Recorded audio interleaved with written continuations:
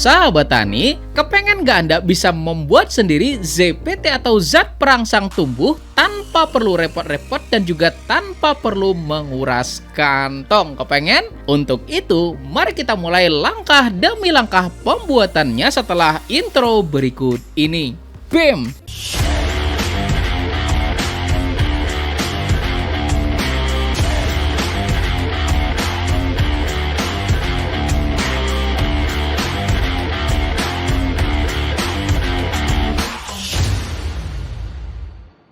Dan buat Anda yang sudah klik tombol jempolnya dan juga share video ini, mudah-mudahan ilmunya jadi makin berkah dan rezekinya jadi tambah banyak lagi, amin.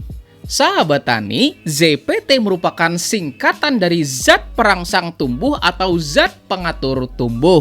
ZPT adalah bahan yang digunakan untuk mendorong, menghambat atau memodifikasi pertumbuhan tanaman. Ada ZPT yang dapat memacu perakaran tanaman, ada ZPT yang dapat mempercepat pertumbuhan, ada juga ZPT yang dapat merangsang pertumbuhan tunas, ada ZPT yang dapat mempercepat pematangan buah, hingga ada juga ZPT yang dapat meningkatkan ketahanan tanaman terhadap kondisi kekurangan air. Dan kelima ZPT ini sudah saya bahas loh ya sahabat tani pada video yang ini. Udah nonton kan? Dan salah satu bahan yang kaya akan kandungan ZPT-nya yaitu adalah bawang merah dan juga bawang bombay. Bawang merah dan juga bawang bombay memiliki kandungan yaitu sepalin dan juga auksin dengan manfaat yang luar biasa ya sahabat tani, yaitu pertama, dapat mempercepat pertumbuhan perakaran tanaman. Kemudian yang kedua, dapat bersifat sebagai antioksidan yang dapat membuat tanaman kita tumbuh lebih sehat. Dan yang ketiga, nah ini yang paling luar biasa ya sahabat tani, yaitu senyawa pada bawang ini tuh dapat mempercepat proses regenerasi sel. Nah, mantap kan manfaatnya? Maka mari kita bikin bersama ekstraksi senyawa sepalin dan juga auksin pada bawang ini. Ayo!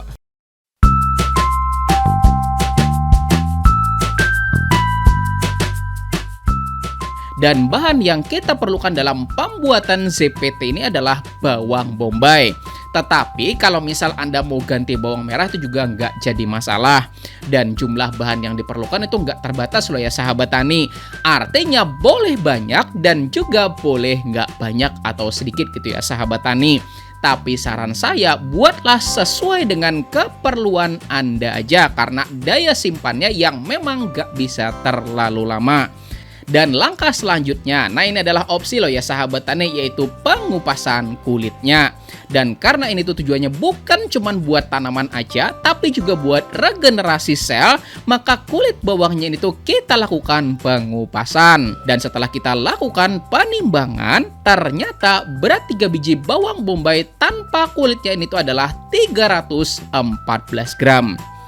Langkah pembuatannya, pertama-tama kita lakukan dulu pemotongan pada bawangnya. Dan tujuan dari proses pemotongan ini tuh untuk memudahkan pengeluaran ekstrak dari bawangnya. Dan buat Anda yang sudah menebak gitu kan, proses ekstraksi itu pakai blender gitu kan ya sahabat tani, maka Anda kurang tepat gitu kan. Karena kita tidak sama sekali menggunakan blender, tapi kita menggunakan sistem ekstraksi bertekanan. Nah, langkah selanjutnya kita siapkan satu buah panci kecil dan pastikan yang kecil loh ya sahabat tani. Lalu kita taruh potongan bawang-bawangnya.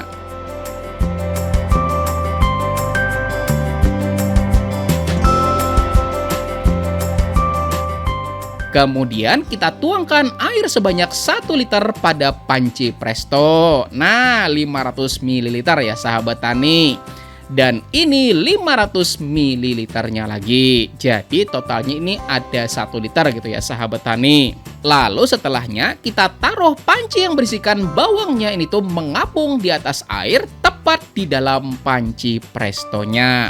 Kemudian kita tutup rapat panci prestonya dan pastikan benar-benar sudah terkunci loh ya sahabat tani. Kalau sudah, baru kita angkat dan kita taruh pada kompor. Lalu kompornya kita nyalakan dengan api yang penuh gitu ya sahabat tani. Dan biarkan proses ini tuh sampai keluar uap atau terdengar bunyi cas gitu ya sahabat tani, yang menandakan bahwa tekanan pada panci prestonya itu udah tercapai.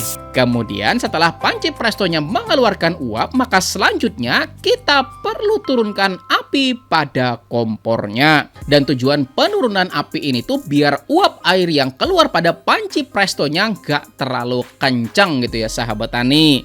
Dan biarkan proses ini tuh berlangsung selama 60 menit.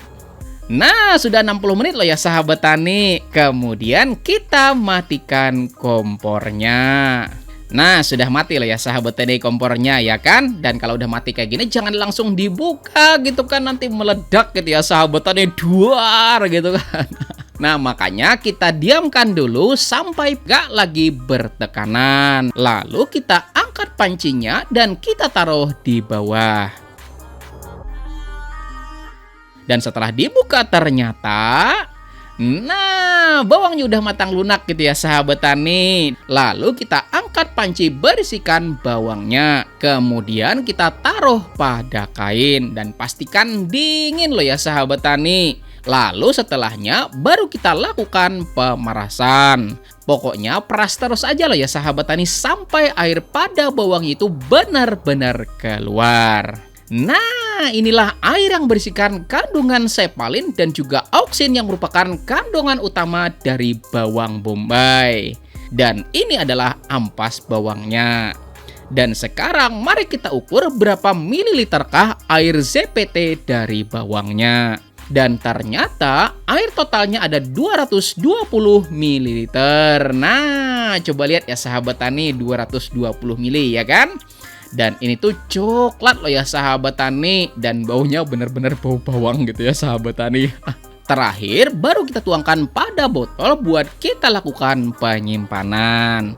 Maka proses pembuatannya selesai. Dan mari kita masuk pada Q&A pada proses ekstraksi ZPT pada bawang ini. Ayo.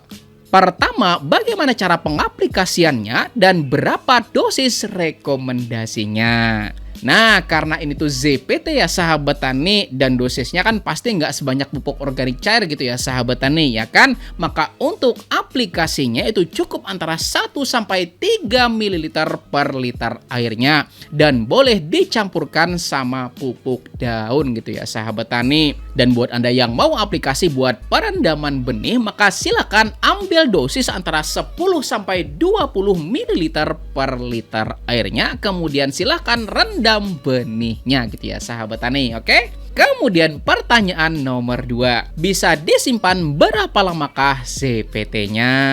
Nah, kenapa ya sahabat tani di awal saya lebih merekomendasikan pembuatannya itu sedikit-sedikit aja, karena memang ya sahabat tani penyimpanan itu nggak bisa lama-lama, lebih dari antara 5-7 hari.